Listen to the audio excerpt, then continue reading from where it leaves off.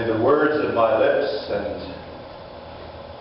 the blessing in your hearts be acceptable in your sight, O Lord, our strength and our Redeemer. There is a story about a mother who came to see the Emperor Napoleon on behalf of her son, who was about to be executed. The mother asked the ruler to issue a pardon, but Napoleon pointed out it was her son's second offense, and justice demanded death. "I don't ask for justice," the woman replied. "I plead for mercy." The emperor objected, "But your son doesn't deserve mercy." "Sir," the mother replied, "it would not be mercy if he deserved it. And mercy is all I ask." And her son was granted the pardon. Blessed are those who show mercy to others. God will show mercy to them. This is Jesus' fifth beatitude that theologian Dale Bruner calls one of the three help beatitudes. It is called a help beatitude because it focuses on service and love to others and requires an intentional action on the part of those who show mercy. Those who climb the side of the mountain to spend time with Jesus, both his closest disciples and others, would have needed to hear more than one brief statement from Jesus about mercy, or about any of the other 9 blessings for that matter. That's one reason Matthew structured Jesus' Sermon on the Mount the way he did. He knew Jesus' listeners would need to hear how Jesus' stories in the rest of the sermon unpacked the meanings underlying the Beatitudes. They would have much to ponder and to do. At first glance, the people listening to Jesus would understand that those who were merciful to others had some feeling of sadness and compassion for a person's bad situation, and that maybe even was of their own making, and were trying to do something about it. Those who were merciful were being kind or forgiving or generous to such a person in serious need. Unless they were a strict Pharisee, that is. In Jesus' day, traditional Pharisaic theology would have confirmed or affirmed another kind of beatitude. Happy are those who are righteous, who have cleaned up their act, who are good and have it all together. Then God will be merciful to them. They would have had a difficult time with Jesus' attitude that contradicted theirs and his teachings.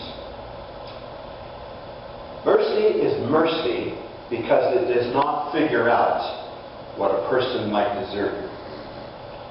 The Oxford Canadian Dictionary says mercy is compassion or forbearance shown to a powerless person with no claim to kindness. Mercy would not be mercy if it acted on what a person deserved.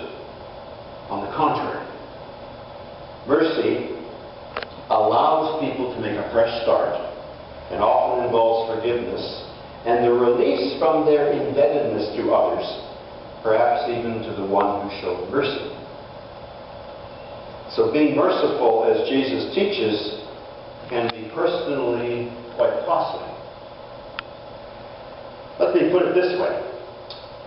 Mercy is good if I'm the one receiving the mercy.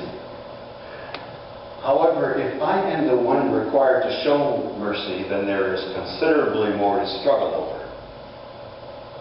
That's because the only kind of person to whom I can show mercy is someone who clearly does not deserve it. In fact, a person may never be able to pay me back for whatever I do to show mercy.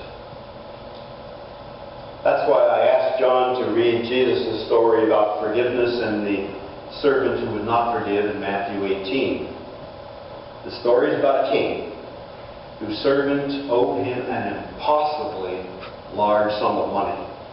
Millions or billions, or as one commentator said, zillions of dollars, because of how it's set out in the original text. When the king called in the debt, the servant begged for patience, wouldn't you? He asked the king to give him a chance to pay it all back. This desperate request was as impossible as the debt itself, because it would have taken several lifetimes to repay, if at all.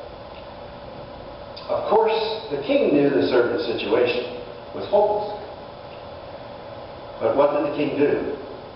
Instead of giving the servant more time to repay, or even making him pay for the debt with his life, which he could have done with all justice, because that was the justice of the time, the king instead showed great mercy and canceled the entire debt.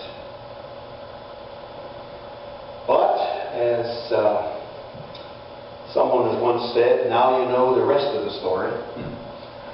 And this isn't the end of the story. We wish it were. No sooner did the servant leave the king when he found one of his fellow servants who owed him a paltry sum, really, a relatively small debt compared to what he had owed the king. And the first servant grabbed the second one by the throat and said, "Pay up, now."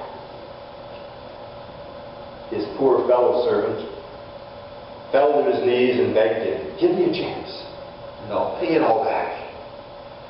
And did you notice that those were the very words this first servant had used with the king when he pleaded for more time to pay back his impossibly large debt? But the irony was lost on him. So he had his colleague thrown into jail.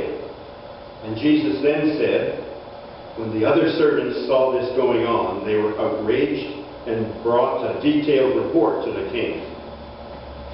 The king summoned the man and said, "You evil servant, I forgave your entire debt when you begged me for mercy. Shouldn't you be compelled to be merciful to your fellow servant who asked for mercy?" You would think so, wouldn't you? But you and I also know differently. Acting with mercy towards someone who has slighted or offended us is not easy, is it? Forgiving someone who has hurt us or has said something behind our backs is not easy, is it? Being generous towards someone who has taken advantage of us or been mean to us in some way is not easy, is it? But when we listen to Jesus, we are faced with the fact of intentionally acting with mercy towards such people. Otherwise, we are in difficulty with God. James, the half-brother of Jesus, told us clearly in James chapter 2, "Speak and act as people who will be judged by the law that gives freedom, the law of mercy that set us free."